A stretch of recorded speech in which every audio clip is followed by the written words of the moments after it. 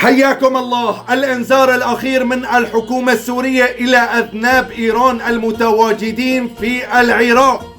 إنذار الأخير نعم من حكومتنا الكريمة. اسمع واعقل وافهم هذا الإنذار حبيبي. نحن مالنا بزمن الأول اليوم تلعب على كيفك بالسوري وتنتهك بالسوري وتضرب السوري وتعمل ما بدالك. لا لا لا لا لا، هذا كان زمان. اليوم عنا دولة بتدافع عن مواطنينا. نعم اسمع الإنذار عيني. نعم أي تصرف هذا من الحكومة، أي تصرف غبي من محكمة النجف الغير موقرة، هي من عندي نعم العراقية، بما يخص الشاب السوري محمد الذي صدر بحقه حكم الإعدام، سيولد احتقان شعبي لن يمر مرور الكرام. نعم، وسيبدأ من المراقد الشيعية يلي موجودة بسوريا.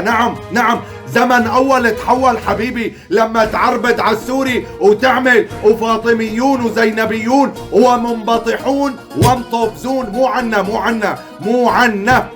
نعم تيجي تعربد لاني حاطط صورة السيد الرئيس احمد الشرع تحكموا اعدام. لك ما صارت على ايام التتر والمغول، حتى على ايام التتر عاملين لي حالكم قانونيين وحقوقيين وعندكم محكمة، ولك هي زبالة مو محكمة، هي زبالة والله لن تمر مرور الكرام. نعم وانا منوعدكم بهذا الشيء، غير الحكومة نحن كشعب سوري والله منوعدكم لن تمر مرور الكرام. نعم، وعاشت الجمهورية العربية السورية حرة أبية، وعاش الشعب السوري، وعاشت هي الحكومة يلي واقفة بظهر شعبها. حياكم الله وبياكم على راسي.